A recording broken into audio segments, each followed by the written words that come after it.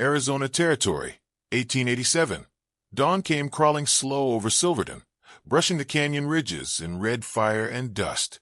The town was barely awake, the wind whispering down from the hills like something old and restless. It caught at the shutters of the Silver Spur Saloon, made them rattle like teeth. The air smelled of coal smoke and whiskey, of horses unwashed and men unshaven.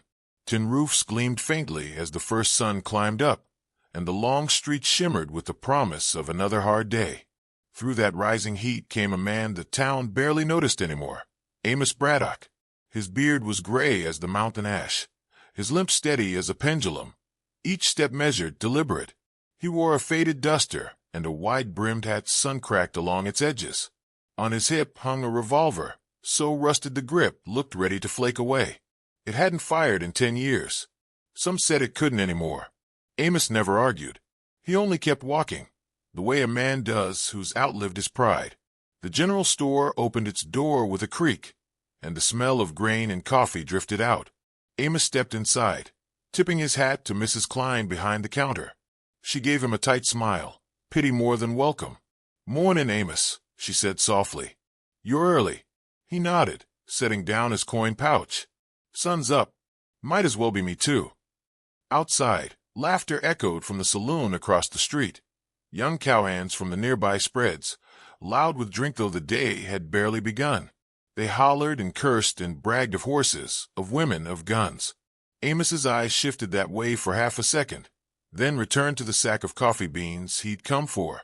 "Best you stay out of their way," Mrs. Klein murmured, wrapping his goods in brown paper. "Boy's been spoilin' for sport since last night." "Sport ends when the whiskey does," Amos said quietly. He tucked the package under his arm and stepped back into the glaring light. Silverton had been born from silver and stubbornness. The mines to the north had once kept its pockets fat and its nights alive, but that was years ago. Now the streets were tired, the boards dry, and the hearts mean. Men with nothing left, but guns found reason enough to keep talking with them. The wind picked up dust and memory alike, and Amos felt both sting his eyes as he crossed toward the livery. He'd almost reached it when a voice called from the saloon porch. "Hey, looky there. Ain't that Amos Braddock, the ghost of Dry Creek?" The laughter that followed was sharp, hungry. Amos stopped. His shadow stretched long in the dirt. He didn't turn. Another voice chimed in. "That gun of yours even work, old man? Horse it like you. All rust and no thunder?" The laughter rolled louder. A bottle smashed somewhere inside. Amos looked down at his side. The Colt .45 hung there quiet. The metal dulled from years of disuse, a spider's thread caught between hammer and sight. He exhaled slow, the kind of breath that seemed to come from somewhere far deeper than lungs. Then he turned, limping toward the saloon. Inside, the air was thick with smoke and sweat. Light spilled through dusty windows, catching the gold edges of whiskey bottles lined like soldiers behind the bar. For cowhands lounged near a poker table, boots up, grins wide. One of them, a sandy-haired kid barely out of boyhood, pointed his drink at Amos. "You used to be somebody, didn't you?" Amos set his bundle on the counter and took his time answering. "I used to be a lot of things. None worth talking about." The boy laughed, elbowing his friend. "Hear that, boys? Old man shy. Maybe that gun's shy, too. Might not even remember how to bark." Amos met his eyes, steady as dusk. "It's done its killing," he said softly. "I pray it sleeps." The room went quieter than anyone expected. For a heartbeat, the only sound was the tick of the ceiling fan's slow rotation. Then laughter erupted again, louder, sharper, meant to cover something uneasy. The boy raised his glass in mock salute. "Well, let it sleep, old-timer. World's got plenty of men still awake." Amos tipped his hat and turned to leave. The floorboards groaned under his boots. He didn't look back as he stepped into the light, though behind him the laughter followed like the tail of a whip. He didn't see Sheriff Calloway until he reached the hitching post. The man was leaning against it, thumbs hooked in his belt, eyes narrow under the brim of a clean badge-polished hat. He was younger than Amos by maybe 15 years, but looked older in spirit. "You shouldn't let him bait you, Amos," he said. "They don't know better." Amos paused beside his horse, smoothing the animal's neck. Not my place to teach him, he murmured. Calloway's voice lowered. I wish that were true. But there's worse comin' than loud mouths. Brunner boys rode in this morning. You remember Clay Brunner? Amos's hand stilled on the horse's mane. Vaguely. Mean eyes. Quick draw. Killed a man in Prescott. That's him, the sheriff said grimly. Got his brother Jesse and a couple more with him. They've been drinking heavy since sunrise. Say they're here for business, but trouble's what they sell best. Amos nodded slowly. Then you best keep your badge polished. I'll try, Calloway said, though his tone carried no conviction. But they're the kind that don't much care for law. Thought maybe you'd want to keep that in mind. Maybe stay home a spell. I've been staying home 10 years, Joe. Amos looked down the street, toward where the saloon doors swung and laughter still spilled out. Ain't done much good. The sheriff's eyes softened. That ain't on you, Amos. What happened to Eli? That was fate's cruelty, not yours. Amos tightened the cinch on his saddle. The name hung heavy between them, Eli. The boy with his mother's eyes and his father's pride. 10 years gone, and still fresh in memory. A street duel, an outlaw with a quick hand and quicker smile. The shot that took everything worth keeping. Amos had buried his gun with his heart that day. He mounted up without another word and rode toward the ridge outside town. The wind met him there, carrying with it the dry scent of mesquite and iron. Below, Silverton spread small and stubborn in the red dirt. He remembered when it had been a place of laughter, his wife singing on the porch, Eli chasing a dog through the dust. Now it was ghosts and whiskey and the clink of poker chips in the night. He sat there until the sun slid low and the shadows lengthened across the valley. When he turned back toward town, lanterns were coming alive one by one, small fires in a sea of emptiness. The air cooled, and somewhere a coyote called. As dusk deepened, a new sound joined the wind, the heavy rumble of hooves. For riders came over the rise from the east, dust pluming behind them. The Brunner gang. Even from a distance Amos could feel the wrongness they carried, like wolves crossing a pasture. He watched them descend into Silverton, their laughter already rising above the sound of their horses. By the time Amos rode back into town, the streets were half empty. Doors shut fast, curtains drawn. The saloon glowed bright as a forge, voices spilling out, wild, reckless, mean. Sheriff Calloway stood on the boardwalk outside, hand resting near his gun, jaw tight. Amos reined in beside him. They startin' already? Started the minute they hit the ground, Calloway said. Shot a sign off the blacksmith's door. Spooked a team near the feed store. Folks too scared to blink. Clay Brunner rode into Silverton like a man who owned the dust he stirred. His horse was black as spilled ink, its eyes wild, its hooves striking sparks from the stones. He sat tall in the saddle, hat low over a face carved from arrogance. The wind tugged at his long coat, and the townsfolk watched from windows, their whispers vanishing when he turned his head. Fear followed him like a shadow. His younger brother, Jesse, rode just behind, smaller, quicker, meaner, with a mouth that couldn't stay shut and hands that never stopped twitching near his holster. Two more trailed them, their laughter sharp and cold as nails. The Brunner gang had arrived, and Silverton would remember it. By midday the saloon belonged to them. Clay stood at the bar, whiskey glass in hand, talking big and loud, the kind of talk that made weak men laugh along just to stay breathing. Jesse strutted between tables, flicking cards from a stolen deck, bragging how they'd made Dodge City kneel, and how Silverton would do the same. Every few minutes, Clay's boothiel would tap the floor, a warning rhythm, a signal that the laughter should never die down. When Amos Braddock stepped through the doors again, it was like the air itself paused.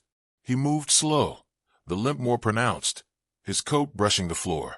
The laughter started soft this time, cautious, until Jesse spotted him. Well, if it ain't the ghost come to fetch his rust. Jesse sneered. Look, boys, the relic's back to clean his coffin piece. Amos said nothing. He crossed the room with a quiet dignity that made the younger men uneasy. His revolver, mud-streaked and dull, hung heavy at his side. He knelt, took out his kerchief, and began to wipe the dirt away in silence. The saloon burst into laughter again. Ain't that something? He's polishin' his grave marker, Jesse jeered. Clay turned from the bar, swirling his drink. Old man, you best learn respect. When my brother talks, you answer. Amos didn't look up. I don't talk to boys, he said softly. The room went still. Then Clay smiled, a slow, dangerous thing. That's so. The next sound was deafening. Clay's revolver barked twice, bullets hitting the floorboards near Amos's boots. Splinters leapt. Amos didn't flinch.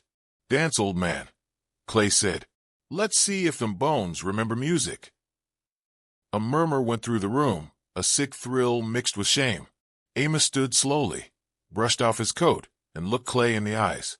There was no fear in him, only a sadness that cut deeper than any insult. I done my dancing, son, he said. Didn't much care for the tune. He turned and walked out, leaving behind silence thick enough to choke on. Clay watched him go, a flicker of doubt behind his grin, but Jesse broke it with another laugh. He's dust, he said. Dust don't bite. Outside, Sheriff Calloway stood on the boardwalk, hands on his belt. He'd heard the shots. You trying to start a war, Clay? He asked, voice tight. Clay swaggered out, whiskey bottle dangling from his hand. Just teaching respect, Sheriff. You ought to thank me. I'll thank you to holster that iron before I forget my manners, Calloway said. His eyes flicked toward the townsfolk peeking from doorways. Ain't no need for blood here. Clay smirked. Ain't no need for law neither, far as I can tell. Town's soft. Folks do what they're told. He stepped closer, close enough for the sheriff to smell the liquor on his breath. You keep your badge shiny, Joe. Makes it easier to see who's next. Calloway held his stare until the gang sauntered back inside. Only then did he exhale, long and weary. He found Amos sitting on the hitching rail across the street, eyes lowered, fingers idly tracing the revolver's grip. You could have drawn on him, Calloway said quietly. Nobody would have blamed you. Amos shook his head. That's the problem, Joe. Once you start, nobody ever stops. Town's slipping again, the sheriff muttered. Feels like the old days, fear in the water, pride in the dust.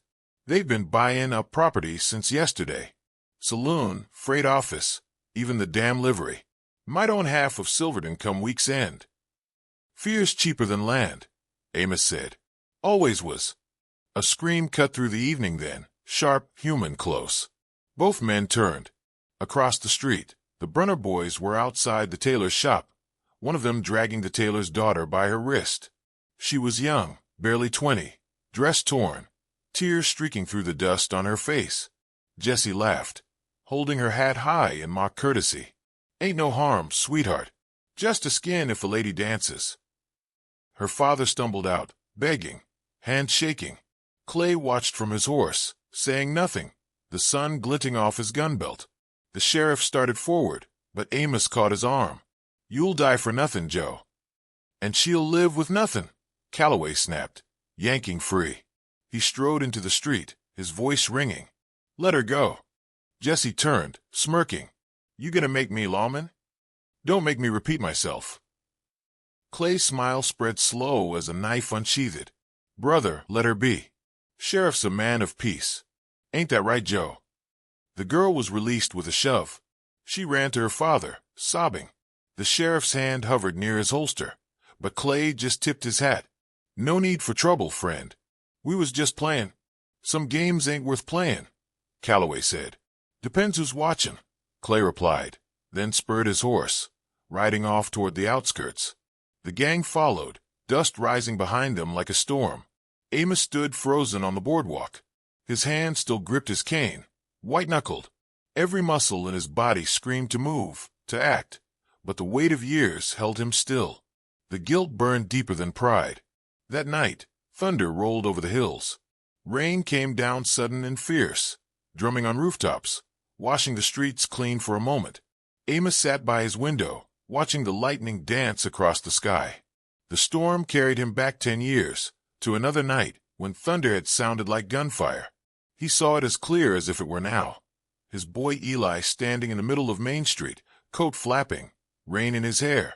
The outlaw faced him 10 paces away, laughing. Amos had shouted, "Don't!" but his voice was lost in the wind. Then came the flash, the roar, the single moment that split his life in two. When Amos reached him, Eli's eyes were open to the sky, unblinking. The storm had taken everything that mattered and left only silence. Amos closed his eyes against the memory, but it clung to him like the smell of rain-soaked earth. He thought of Clay's grin, Jesse's laughter, the girl's tears. The pattern was the same, cruelty breeding in a town too scared to fight. 2 days later, word came from the North Road. A rancher named Harlan Webb had been found dead in the dust, shot through the chest. The Brunner gang claimed self-defense, said he'd pulled first, but no one believed them. The sheriff rode out to see the body, found the man's gun still in its holster. Silverton went quiet after that. Doors barred early, lamps blown out by dusk. Folks crossed streets rather than meet the gang's gaze. In the saloon, Clay held court, bragging how he'd tamed the town. Coins clinked, laughter rang false. From his cabin at the edge of town, Amos watched it all. Nights, he sat before the fireplace, the revolver laid out on the table. The metal caught the flicker of flame, gleaming in places where rust had once dulled it.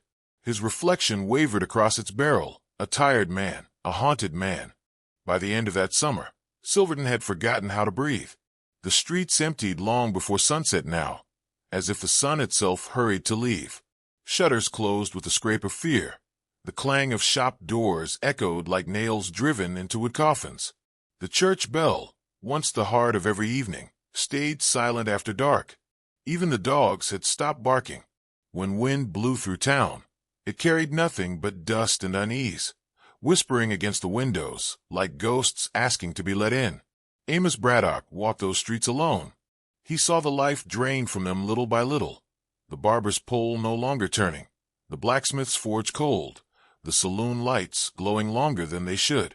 Fear was the new currency, and everyone was paying in silence. He said nothing either. Words had weighed in Silverton now, and too many spoken wrong could get you buried quick.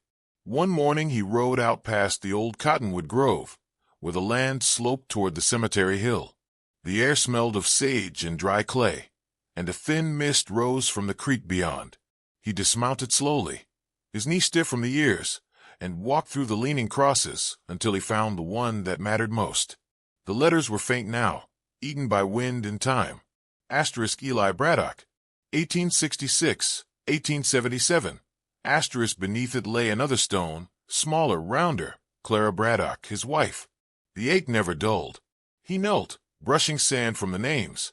From his coat pocket he took a single bullet, polished silver catching the sun. He placed it gently atop the grave.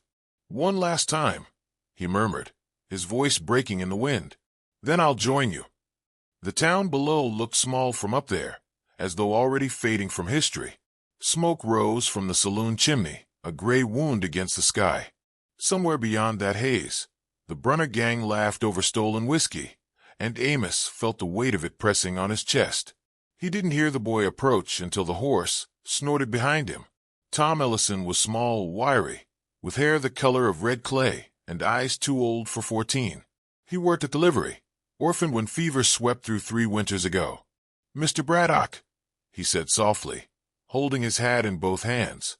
"Didn't mean to follow. Sheriff said you come up here sometimes." Amos turned, managing a faint smile. "You did right not to speak loud. Dead folks don't like chatter." Tom shifted uneasily. "I just wanted to ask something.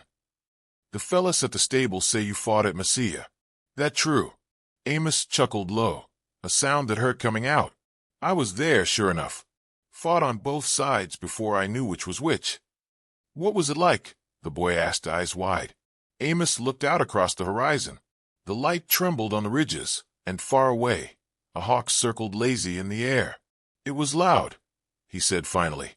"Men hollering, horses screaming, sky full of smoke. You fire till the noise makes sense, and when it's quiet again, you start counting the wrong things. I didn't win nothing worth remembering. I just lived long enough to regret it." Tom lowered his gaze. "You ever gonna use that gun again?"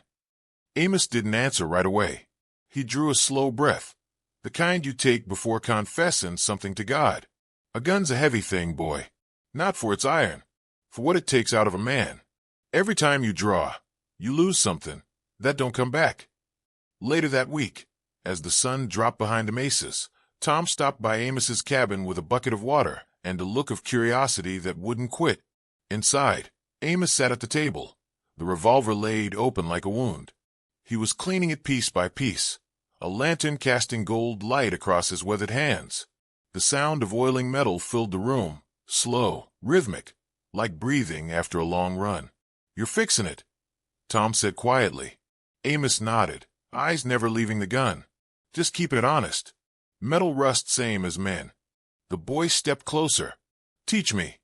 Amos hesitated, then handed him the cleaning rag. "You don't need to learn how to shoot, Tom. You need to learn what it means. This here ain't a toy, nor a tool. It's a promise. And once it's made, there's no taking it back." Tom watched, fascinated, as Amos reassembled the revolver. "So what did you promise it?"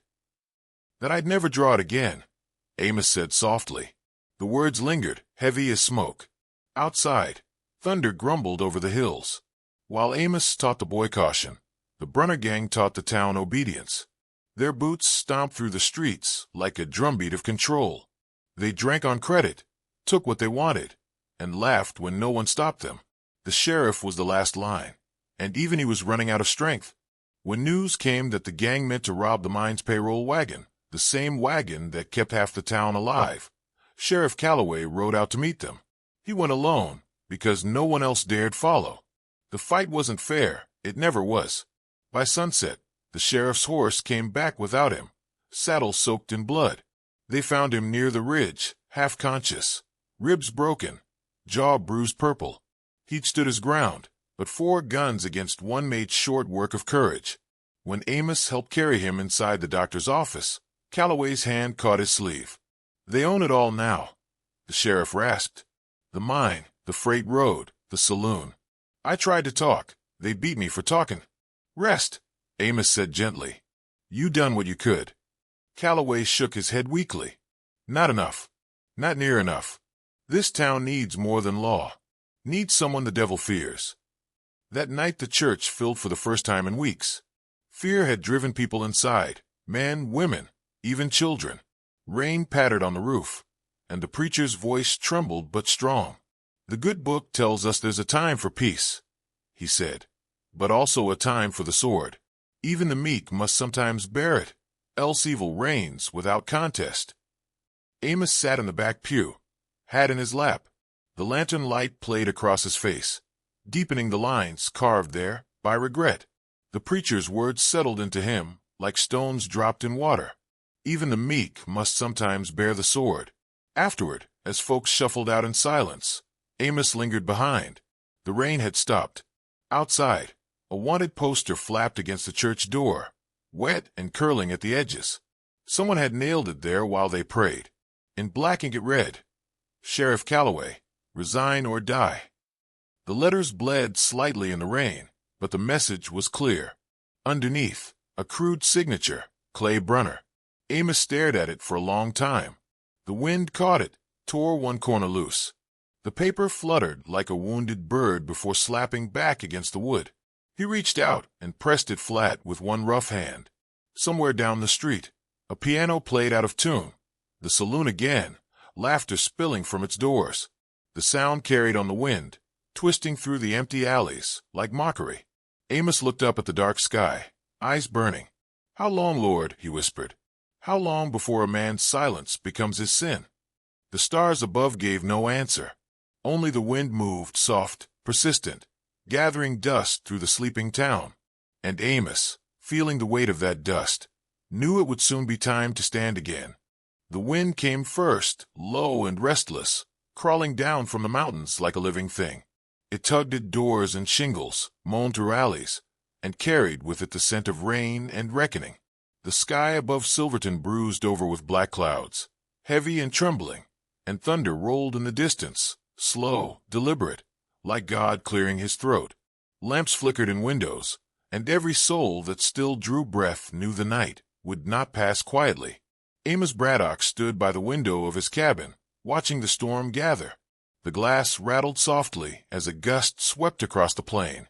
His reflection stared back, lines deepened by time, eyes dulled by too much remembering.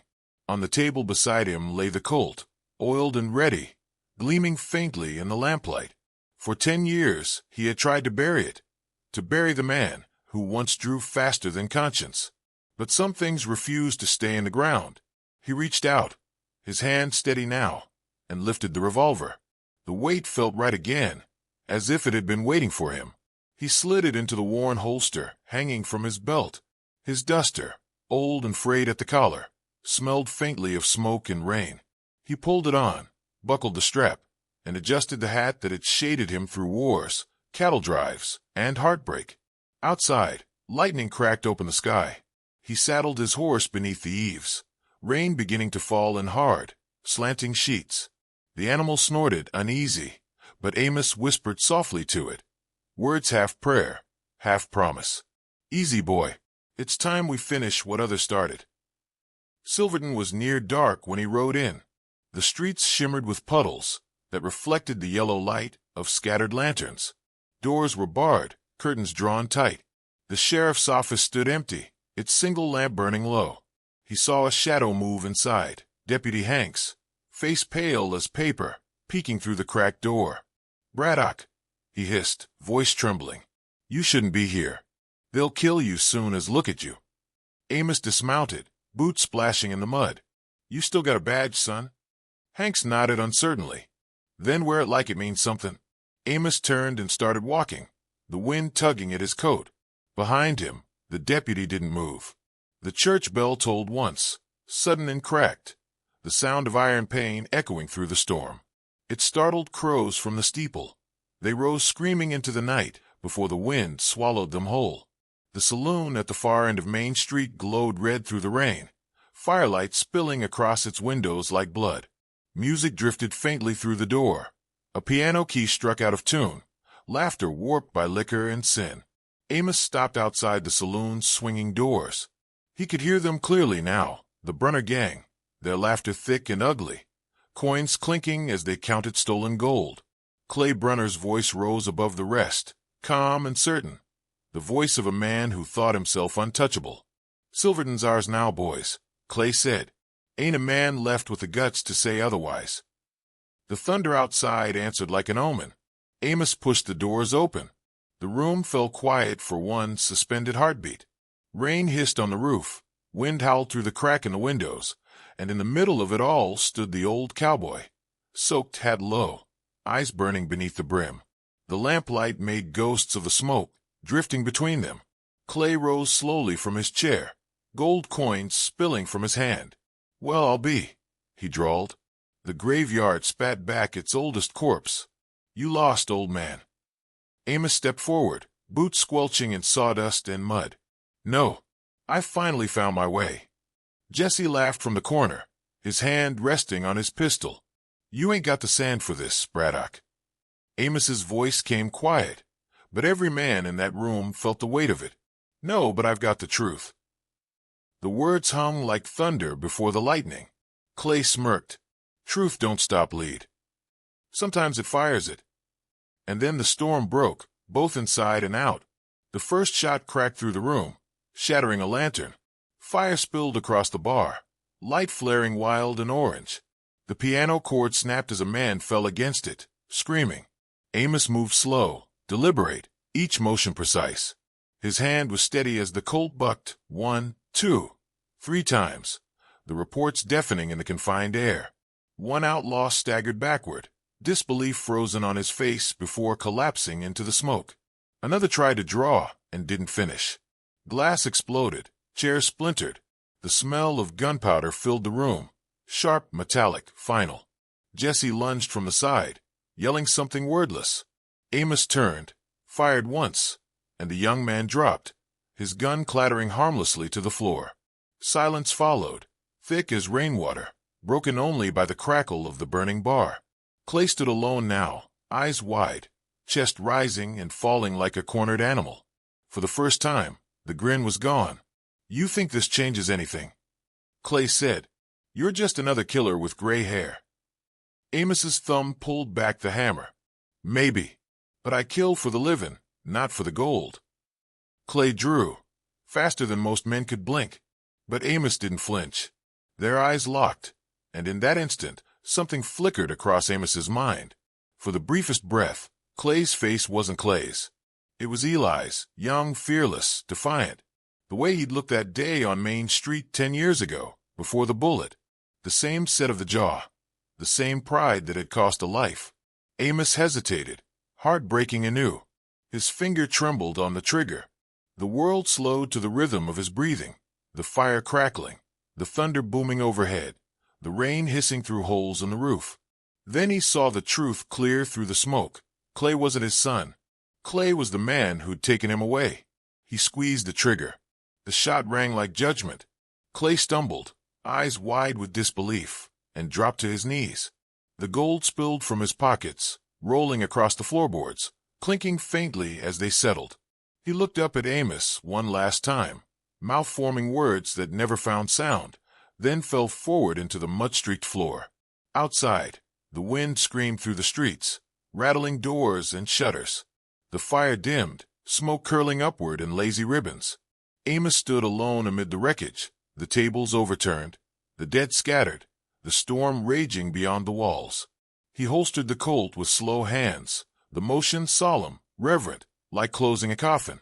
The thunder rolled again, closer now, shaking the earth. He turned toward the door. The town outside was still, holding its breath.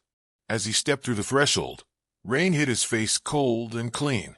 It soaked his hat, his coat, his hands, washing away the powder smoke and the blood and the ghosts. Lightning split the sky above him, and for a moment the whole world shone white. He looked up, unblinking. "You got your piece now, boy," he whispered. The wind took his words and carried them down the street, through alleys and over rooftops, until Silverton itself seemed to exhale. Behind him, the saloon's light flickered, guttered, and went dark. Only the storm answered, roaring across the plains as Amos Braddock walked away into the rain, each step fading into legend.